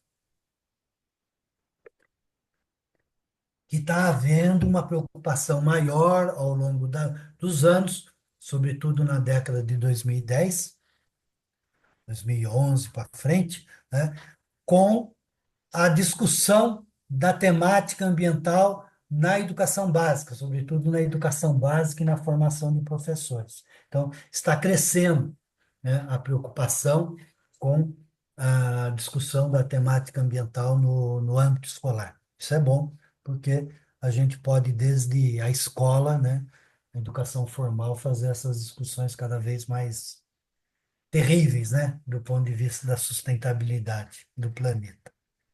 Seguindo, professor Maurício, por favor. Ah, e aí são as referências. Acabou. Então, eu paro por aqui, falei demais já. Deixar vocês. Se houver um tempo, eu mostro a plataforma Flacalanza, mas se vocês tiverem os celulares seus, computadores, enquanto a gente faz algumas perguntas, né? Se tiverem interesse, é só colocar earte, né, em minúsculo mesmo, earte.net no Google. Por enquanto, o site do earte está alocado, né, numa plataforma privada, mas a gente está em breve para fazer a migração para a Faculdade de Educação da Unicamp, daí o domínio vai ser FE Unicamp. Mas o banco vocês podem consultar, ele é bastante amigável, tem lá os 6.100 e tantos trabalhos, de 81 a 2020, e lá vocês podem consultar por autor, por instituição, por ano, por período de ano, por termo de busca, né? E ele permite, obrigado, Maurício, legal. E ele permite também fazer impressão dos resultados de busca em planilha Excel. Então, daí, se você exporta os dados da busca, pode exportar, inclusive, o banco todo. Para a planilha Excel, saem todos os dados. Autor, orientador, título, resumo, palavras-chave, instituição, programa de pós-graduação, ano de defesa, número de páginas, e as classificações, né? Nos descritores que eu mostrei para vocês, contexto educacional, modalidade educacional e nível escolar, né? É uma ferramenta poderosa a gente poder exportar os dados de busca para planilha Excel. Também pode exportar para Word, arquivo Word, ponto .doc, mas para fazer contabilizações, sistematizações, a planilha Excel é muito mais fácil, né? Mas também dá para fazer sistematizações, contagens de resultados pelo próprio banco. Aí se clica no Banco e Arte, Maurício, por favor, lá no menuzinho superior, no Banco e Arte, é o que esse Banco e Arte nós vamos passar a denominar de plataforma Fracalanza, em homenagem ao professor Hilário, né? Aí é a carinha do banco, é a carinha atual, vai mudar um pouquinho quando migrar para a Unicamp, né? A gente tem todas essas informações, tem o menuzinho de busca à esquerda, né? Os vários descritores, dá para buscar até pelas classificações. E quando clica, se quiser, no ver ficha, Maurício, por favor, esse é o último que eu te peço, no ver ficha, clica no menuzinho à direita, no retângulozinho, aí aparecem os dados dos trabalhos, né? É, Fomos pegar justo um que não tem resumo. Esse aí só tem o título, mas é para ter o resumo também, ó. É, não, não deveria ter o resumo logo na cara. Clica num outro, por exemplo, para não ficar com vergonha e aparecer o resumo. Então aparece o resumo também. Um outro que não tem resumo, né? É, a gente precisaria ainda fazer esse. É porque o resumo não estava disponível nos bancos, de coleta dos dados, né? Precisaria pegar o PDF e copiar e colar, ou então digitar de novo, né? Porque tem PDFs que foram fotografados e não permite copiar e colar. É isso, né? Se tiver alguma pergunta específica, eu espero que tenham gostado da apresentação, né? Fico à disposição.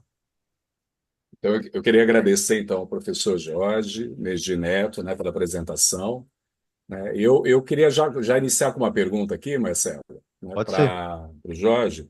Pois sou É, eu. vão ser duas perguntas, né, casadas, né? Eu já me envolvi, né, no projeto, né? Tive essas experiências, né, de avaliação de duplo cego, né, e que, de certa forma, foi uma experiência bem interessante, né, da gente analisar um trabalho e a gente perceber que a nossa análise é muito diferente, né, em várias, né, questões, né, da análise do nosso colega de área, né?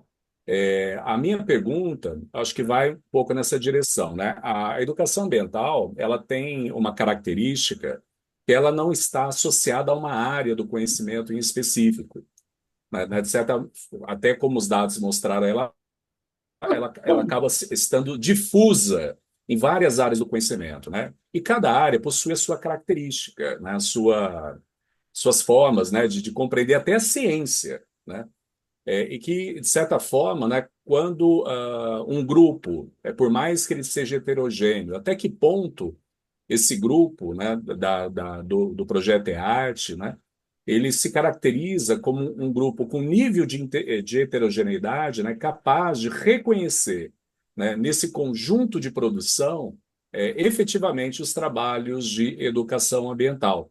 Então, essa é uma primeira questão, né, e que, de certa forma, eu acho que traz bastante suspeita, né, por outras áreas, né, quando ela, de certa forma, ela não se vê representada por alguma razão. Um outro ponto também, né, que eu queria colocar aqui, né, é a questão seguinte, que muitas vezes alguns trabalhos se autodenominam como trabalhos de educação ambiental. Foi citado aqui, né, as produções do Rio Grande do Sul, né, e a gente sabe muito bem que a gênese de muitos programas de pós-graduação tem a ver com a definição formal de área.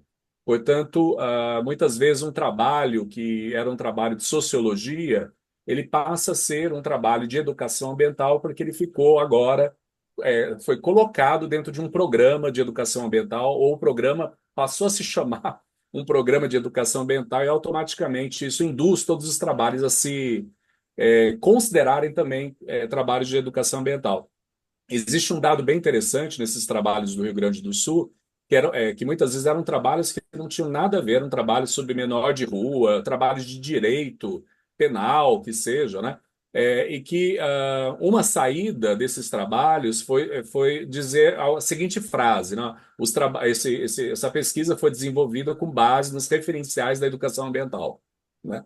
Ou seja, era um trabalho específico, caracterizado de uma área, mas ele encampava isso, né? Então, a questão que eu coloco aqui, até que ponto os autores, né, os programas de pós-graduação, né, que se autodenominam como programas de educação ambiental, como pesquisa de educação ambiental, como teses e dissertações de educação ambiental, né, muitas vezes, né, são considerados os trabalhos que não são de educação ambiental. Até que ponto essa complexidade dificulta também esse trabalho, né, do EAD. É. Obrigado pela pergunta, Maurício.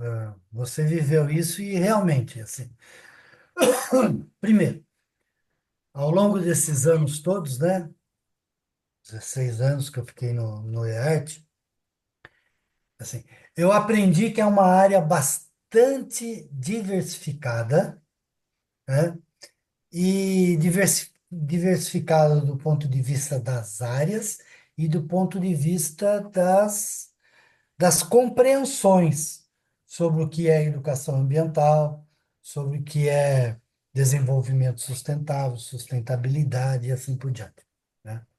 Lembrar que quando a gente fala desenvolvimento sustentável e sustentabilidade, primeiro tem aquela discussão toda de perspectiva neoliberal. Quer dizer, desenvolvimento sustentável, né? O Henrique Leff é um dos que mais falam sobre isso. Desenvolvimento sustentável é a sustentabilidade do sistema capitalista. Isso que basicamente é o desenvolvimento sustentável. Mas não entrando nesse mérito, né? A questão da sustentabilidade do planeta e tal, não necessariamente eu falei, sustentabilidade significa processo educativo. Então, tem sempre que associar desenvolvimento sustentável com processo educativo, sustentabilidade com processo educativo, né? E para nós, a educação, a perspectiva da educação ambiental é quando você entende o ambiente na interação de diversas dimensões que compõem esse ambiente. Então, a dimensão biofísico-química geológica é uma das dimensões, né? A dimensão sociológica é outra dimensão, a dimensão social. A dimensão política, histórica, cultural são outras dimensões, né? A dimensão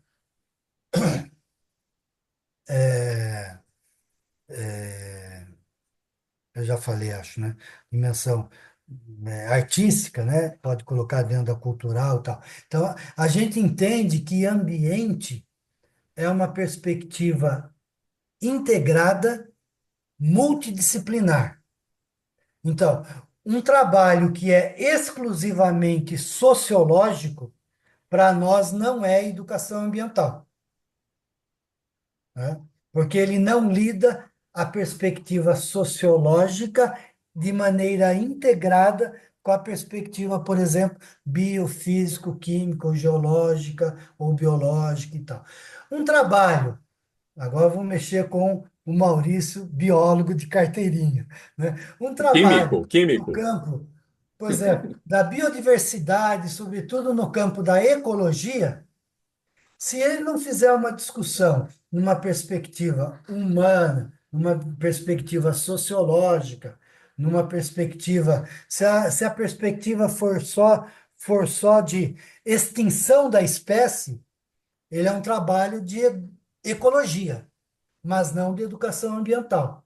Se ele lidar como a população de uma comunidade tradicional, de uma área de preservação, de conservação, lida com a extinção de uma determinada espécie, com o turismo agregado e tal, já tem um processo mais amplo, né, nessa pesquisa. Então, quando você comentou, por exemplo, da FURG, como existe isso em outros programas também, né, às vezes a pessoa lida com uma única dimensão do ambiente, né? A dimensão sociológica.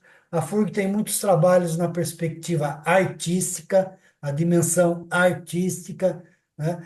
Mas essa, para nós, a dimensão ambiental é uma dimensão que integra pelo menos duas ou mais dimensões. Eu não vou esperar um trabalho que lide com a questão biológica, por exemplo, de um bioma, a questão política, a questão histórica, a questão sociológica, tudo no mesmo trabalho. Mas se ele lidar só com a perspectiva biológica, não é educação ambiental, né? Então, agora, nós passamos a aceitar bastante a diversidade que tem na comunidade de pesquisadores. Então, quando a gente vai para palestras, para eventos, nossa, tem debates que as pessoas, né, se tivesse cadeira solta, tira a cadeira um no outro, né? Então, assim, quer dizer, é um debate muito orgânico, né? Essa discussão de o que entra na educação ambiental e o que não entra. Então, a gente deixa sempre claro, olha, o nosso banco, ele parte desses princípios. Tem que lidar com a temática ambiental, mas numa perspectiva integrada, multidisciplinar, e tem que lidar com a perspectiva educativa. Senão, não é educação ambiental. Pode ser um trabalho de ciências ambientais, de gestão ambiental, de política pública, né? Tem programas de pós-graduação em políticas públicas, mas não necessariamente de educação ambiental. Com isso, a gente fala assim: numa outra perspectiva mais ampla, o banco seria maior ainda. Se hoje nós temos 6.000, né?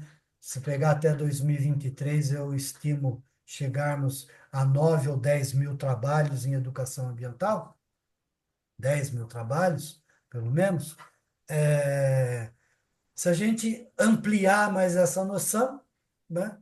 Mas, por exemplo, mesmo no nosso grupo, a perspectiva, por exemplo, sociológica, exclusivamente sociológica, né? Ou um trabalho, por exemplo, eu sempre me defrontei muito com isso. É, aqueles programas de saúde familiar dos municípios, saúde familiar, né? Tem muitas pesquisas sobre isso, como os enfermeiros, os médicos visitam as casas, visitam as famílias e tal, tal, tal. Para mim é um trabalho de saúde pública, né? Nem sempre eu incorporava isso como um trabalho de educação ambiental.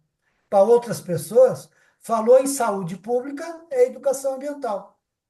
Falou em nutrição ou alimentação, né, é educação ambiental.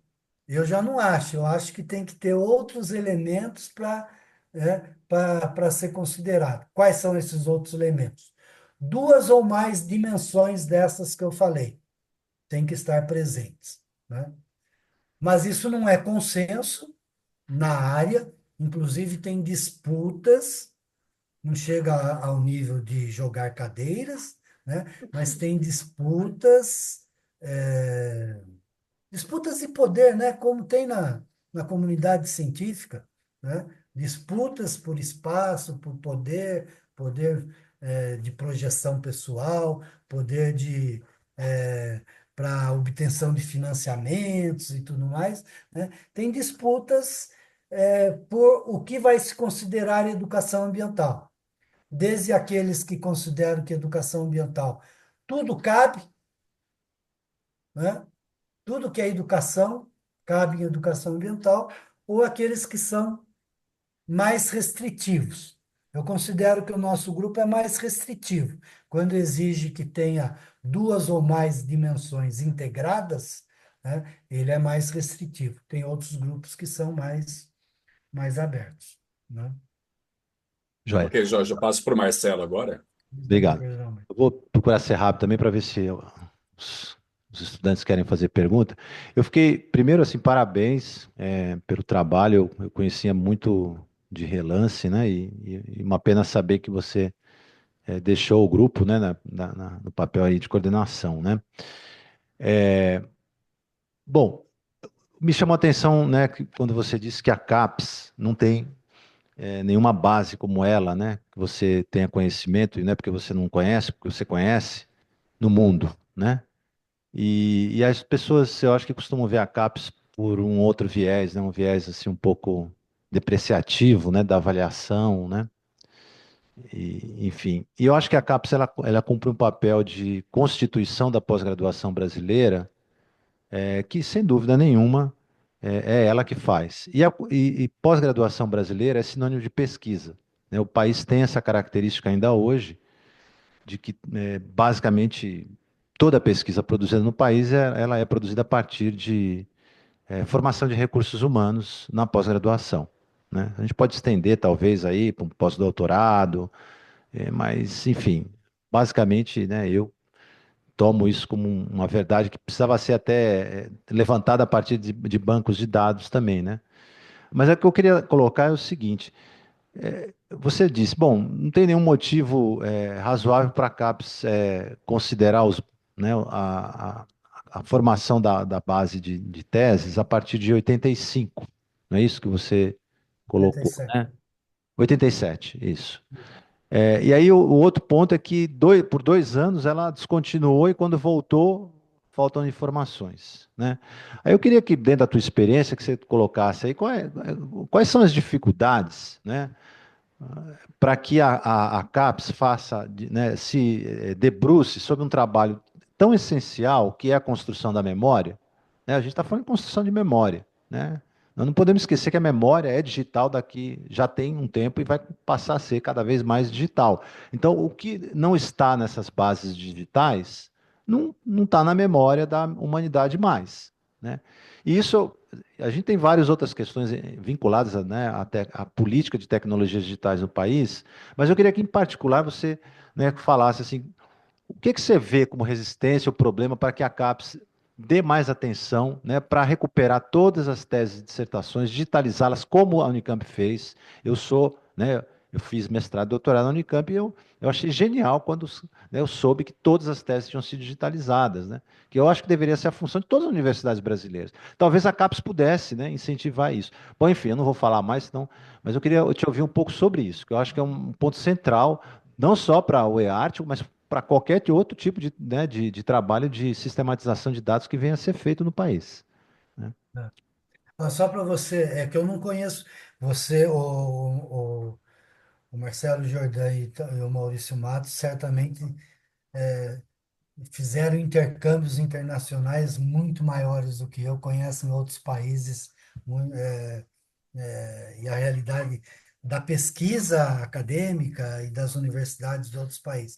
Eu conheço um pouco alguns países, então, por exemplo, Portugal, né, não tem nenhuma Portugal não tem um sistema de informação de dissertações e teses. Às vezes, nem na própria universidade você não tem um repositório como a gente tem aqui na USP, na Unicamp, na Unesp, na Federal Fluminense e tudo mais.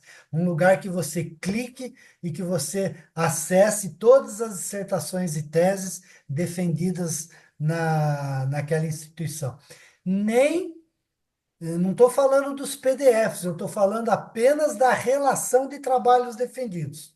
Então, em Portugal, você tem que ir na universidade, tem universidade que tem, mas tem universidade que não tem. A mesma coisa na Espanha, Inglaterra eu não conheço. Eu conheço, na Alemanha também não tem, porque a gente já teve estudante lá, em algumas cidades, fazendo pesquisa tal, e conversou, consultou e tal. No EART América Latina, Caribe, nós temos eh, Argentina, Peru, Chile, Colômbia, México, Cuba, eu não vou me lembrar de todos os países, nenhum deles tem um sistema nacional, nem na própria universidade.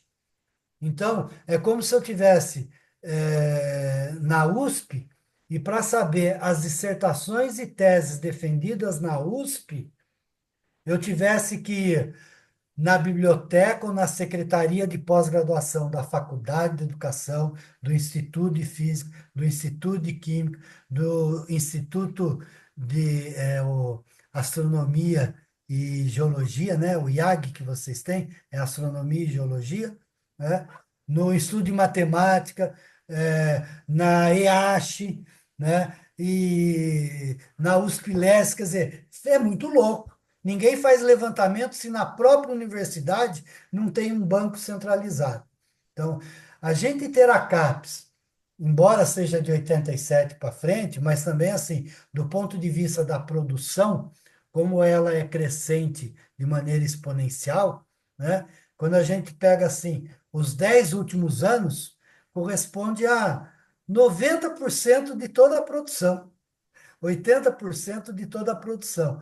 Interessa muito as décadas antigas por essa perspectiva histórica do campo, né? Mas se você quiser saber o conjunto da produção, né, a cada 10 anos você tem 90%. Os últimos 10 anos respondem por 90% da produção, né? Então, bastaria pegar, por exemplo, de 2011 para frente na CAPES, que eu tenho 90% da produção em educação ambiental. Estou chutando 90%, mas é de 80% a 90%, né? Então, ter um sistema na CAPES que tenha os resumos, boa parte dos trabalhos tem PDF, né? Por que todos não têm? Porque ainda as instituições têm aquela coisa de direito autoral. Os autores têm o direito de ficar por 2 anos sem divulgar o trabalho. A Unicamp já não tem mais isso. A Unicamp, se você defende, automaticamente o seu trabalho tem que ir para a base. Se você quiser publicar um livro e tal, tal, tal, né, publique, mas Aqui automaticamente o também é trabalho. assim. Então, mas tem as instituições privadas, que não tem direito público, né? Mas todas as instituições públicas que respondem por mais de 80% da produção, para mim o trabalho deveria ser público no ato da defesa, no ato da defesa, né? E não o autor ter direito a ficar 2 anos, porque o trabalho já foi financiado, né? Não financiado com bolsa, mas ele já teve o programa de pós-graduação, as disciplinas, o tempo de estudo, ele já usufruiu da instituição pública para produzir aquela pesquisa. Aquele trabalho tem que ser público e ser garantido os direitos autorais, mas é um trabalho que tem que ser tornado público, né? Eu acho que o que falta para a CAPES é equipe de TI e de biblioteconomia. Basicamente é isso que eu vejo. Porque a BDTD ela é vinculada ao IBICT e ao Ministério da Ciência, Tecnologia e Inovação, né? Então, o Instituto Brasileiro de Informação Científica e Tecnológica é um órgão federal, né? A CAPES está vinculada ao Ministério da Educação. A BDTD está vinculada ao Ministério de Ciência, Tecnologia e Inovação, né? São órgãos federais, são dois ministérios. Se a BDTD tem um sistema de busca muito mais confiável, mais completo do que a CAPES, por que a CAPES não tem? Poderia a CAPES, ó, a minha cabeça aqui, né? Poderia a CAPES pegar a mesma equipe de TI e de biblioteconomia, ou ciência da informação, que tem a BDTD, e incumbir essa equipe de fazer o trabalho, né? Porque se na BDTD tem 950 mil teses, a CAPES tem 1.600.000, a diferença não é tão grande, 60%. Quer dizer, teria que ir na CAPES ter uma equipe maior para dar conta do trabalho e tal. A gente percebe que o sistema de busca da CAPES, ele, os repositórios da CAPES são bastante transparentes. Nossa, você tem acesso a todos os programas de pós-graduação, a informações de cada programa, em termos de avaliação, de relatórios quadrienais, trienais de avaliação, tem acesso às dissertações e teses, a todas as dissertações e teses públicas defendidas. Em termos de transparência, é um, é uma plataforma fantástica, mas em termos de operacionais e de busca, ela é travada. Agora, dia 3 de setembro, bem recente, a CAPES colocou no ar a nova plataforma de base de tese e dissertações, né? Ela ainda manteve esse catálogo que o Maurício abriu, esse, que a gente ainda está usando bastante, mas ela já está migrando para uma outra plataforma para as dissertações e teses, que tem uma carinha mais atualizada. Se vocês puserem plataforma Sucupira, vai ter um campo lá para clicar em teses e dissertações, vai abrir uma outra plataforma. Essa plataforma é muito mais legal do ponto de vista das buscas. Você pode buscar por ano, por instituição, por programa, por área da CAPES, pode buscar por palavra de busca. O banco da CAPES hoje só permite buscar por palavra de busca. Ele tem um menuzinho ao lado, mas é só para trazer resultados e a gente não pode confiar naquele menuzinho do lado esquerdo, né? Não pode confiar. Lá aparece assim, trabalhos de ensino de ciências no Interunidades da USP, por exemplo. Aparece. Mas lá tem parte apenas dos trabalhos defendidos no Interunidades da USP. Então, se você procurar por palavra de busca, vem 100% dos trabalhos. Não pode confiar nesse menuzinho. Mas na nova plataforma, aparece, inclusive aparece a possibilidade de você exportar os dados para Word, para Excel e acho que para uma outra linguagem. Acho que é CSV, Doc e tem mais um ponto alguma coisa que eu não me lembro. Então, assim, eles estão migrando, talvez ainda está em fase de teste, mas já está operacional, a gente já pode fazer consultas e tal, né? Mas a gente percebe nesse último mês que ainda tem alguns probleminhas, algumas falhas, às vezes eles tiram do ar. Eu acho que está melhorando. Eu até estou otimista, viu, Marcelo, de que o sistema da CAPES fique bastante funcional do ponto de vista das buscas. Que Agora, bom, ele é bastante transparente e completo. que E a bom. Eu gente tem que acho valorizar demais isso, é boa né? notícia, não? Eu acho que tem que integrar mesmo. A questão é retomar essa memória, tão pouca coisa para olhar para trás, né? Poderia se fazer esse esforço. Jorge, a gente está com o nosso horário adiantado. Eu não sei se algum dos estudantes gostaria ainda de fazer algum questionamento. Podemos encerrar então, pessoal? Então, obrigado, agradeço principalmente a presença do professor Jorge Megide aqui, que nos brindou com. Primeiro que o início da sua fala foi muito interessante, eu vi muita estudante ali anotando, vai estar disponível, né, mas já está disponível, para dizer assim como é que a gente inclui e exclui, né, por critério, né, busca booleana e tal, o que que é estado da arte, né? Então foi uma aula Certo. também de início, e depois essa apresentação também sobre o próprio Banco da E-Arte, né, que seguramente é importante também para o pessoal que trabalha com educação ambiental aqui. Foi um prazer grande tê-lo Muito aqui. obrigado. Então, Foi um prazer revê-lo, Maurício e Marcelo, né? É uma delícia estar com vocês. Espero que os estudantes e tenha algum professora aí presente, né? É, você falou da Anne Luísa, não sei se ela ficou até o final, né? É um prazer estar com ela não ficou vocês. não até o final. Não, tranquilo, tranquilo. Mas assim, é um prazer e espero que vocês tenham aproveitado um pouquinho. Se quiserem entrar em contato comigo, fiquem à vontade, né? Tem os slides também, o Maurício pode disponibilizar os slides. Fiquem à vontade. Espero que eu tenha atendido as expectativas de vocês. Tá joia. Então, obrigado. A gente certamente tem um estudante que vai entrar em contato com você. Um abraço, Megide. Tudo de bom. Obrigado, fiquem Tchau, bem. tchau. Tchau. Tchau, tchau. Você escreve.